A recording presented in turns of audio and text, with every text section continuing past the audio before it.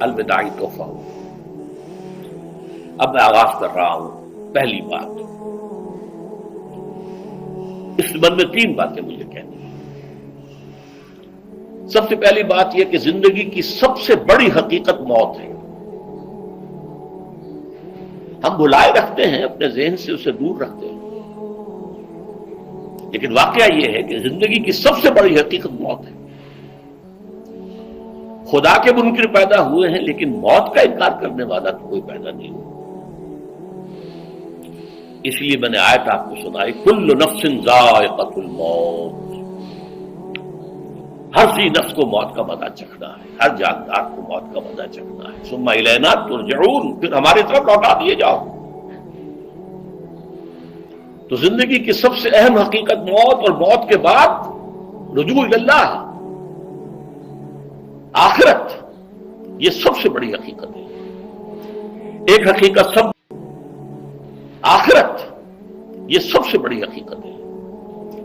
ایک حقیقت سب مانتے ہیں، سب جانتے ہیں، دوسری حقیقت کے اوپر پردہ پڑا ہوا ہے۔ میں نے اس اعتبار سے نوٹ کیا، یہ الفاظ قرآن میں 3 مرتبہ ہے، کل نفس ذائقۃ الموت، ہر جاندار کو موت کا مزہ چکھنا ہے۔ انبیاء اس سے مستثنا نہیں رہے، رسول اس سے مستثنا نہیں رہے، اولیاء اللہ مستثنا نہیں رہے۔ وقتی طور پر استثناء حضرت عیسیٰ کا ہے کہ ابھی وہ زندہ ہیں، لیکن عیسیٰ یاتی علیہ الموت، حضور نے فرمایا عیسیٰ پر بھی موت آئے گی، جب دوبارہ آئیں گے زمین پر اتریں گے، پھر اس کے بعد اوپر موت وارد ہوگی، ان کی نماز جنازہ پڑھی جائے گی، انہیں دفن کیا جائے گا حضور کے پہلو میں، شادی بھی کریں گے، اولاد بھی ہوگی۔ باقی تو یہ ہے کہ کل نفس ذائقۃ الموت، سب کو موت کا مزہ چکھنا ہے۔ عیسیٰ بھی بالآخر اس سے مستثنا نہیں رہیں گے، بلکہ قرآن میں ایک جگہ کہا گیا ہے أَفَإِن مِتَّ فَهُمُ الْخَالِدُونَ، کیا ہے نبی، اگر آپ کا انتقال ہو گیا تو یہ کیا ہمیشہ رہیں گے؟ کون ہے دنیا میں جو ہمیشہ رہے؟ انتقال تو ہونا، آپ کا بھی ہونا ہے۔ إِنَّكَ مَيِّتٌ وَإِنَّهُمْ لَمَيِّتُونَ،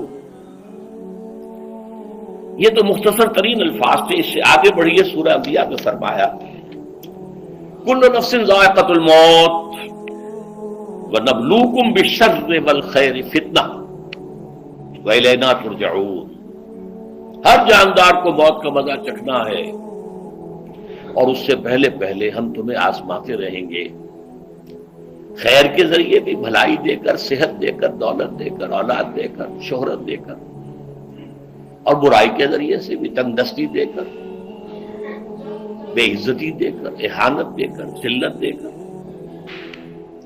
وَإِلَيْنَا تُرْجَعُونَ، اور پھر ہماری طرف لوٹائے جاؤ گے۔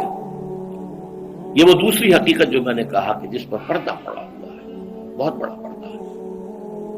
لوگ یہی سمجھتے ہیں کہ یہی دنیا کی زندگی ہے۔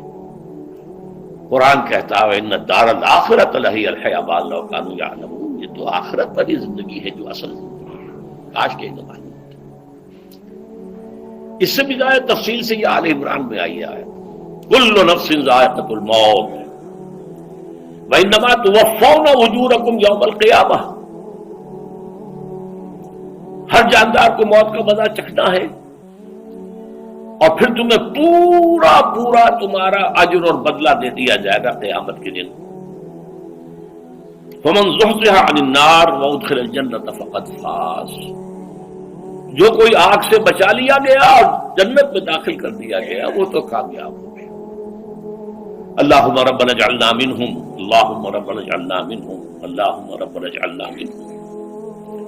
وما الحیات الدنیا الا متاع الغرور، اور دنیا کی زندگی تو سوائے دھوکے کے سامان کے اور کچھ نہیں ہے۔ دھوکہ کس معنی میں؟ یہ تمہیں اصل زندگی سے غافل کر دیتی ہے۔ تم کہیں سفر پر جا رہے تھے، تمہارا کہیں گھر تھا، تمہیں واپس آنا تھا، تم راستے ہی میں کسی دلچسپی میں ایسے مگن ہوئے کہ گھر بار سب بھول گئے۔ یہ تو تمہارا عارضی سا سفر تھا، تم نے اسی کو اپنی منزل بنا لیا، اپنا ٹھکانہ بنا لیا، تو دھوکہ دیا اس نے تمہیں۔ ویسے دنیا کی زندگی دھوکہ نہیں ہے، بڑی حقیقت ہے، اس لیے کہ حضور نے فرمایا انما الدنیا مزرعۃ الآخرہ، یہ دنیا آخرت کی کھیتی ہے، یہاں بوؤ گے تو وہاں کاٹو گے۔ یہاں کچھ کمائی کرو گے تو وہاں اس کا بدلہ ملے گا. اس اعتبار سے دنیا بہت بڑی حقیقت ہے، ایک ایک لمحہ بہت بڑی قیمتی شے ہے. لیکن اگر یہ دنیا تمہیں آخرت سے غافل کر دے تو اس سے بڑا دھوکے باز ہو کوئی.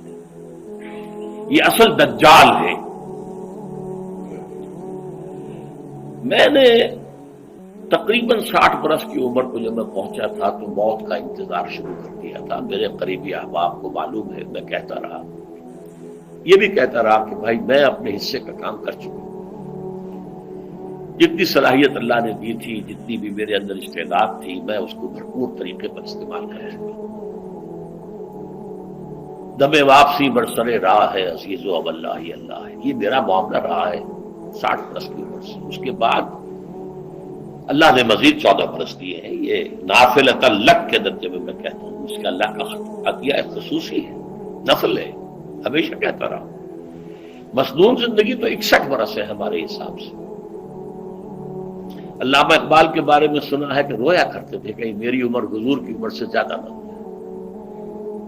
وہ 6 مہینے کم ہی رہی ہے حضور کی عمر سے. جو حضور کی عمر تھی وہی حضرت ابو بکر کی، وہی حضرت عمر کی، وہی حضرت علی کی. ناظرین، یہ تھی آج کی ویڈیو جس میں ڈاکٹر صاحب نے سمجھانے کی کوشش کی ہے کہ یہ دنیا کی زندگی کا مقصد کیا ہے اور ہم کس مقصد پہ چل رہے ہیں. تو دوستوں، ویڈیو کیسی لگی، اس ویڈیو کے بارے میں اپنا کمنٹ باکس میں اپنے رائے کا اظہار ضرور کریں. دوستوں تو ملتے ہیں نیکسٹ ویڈیو میں، تب تک کے لیے اللہ حافظ.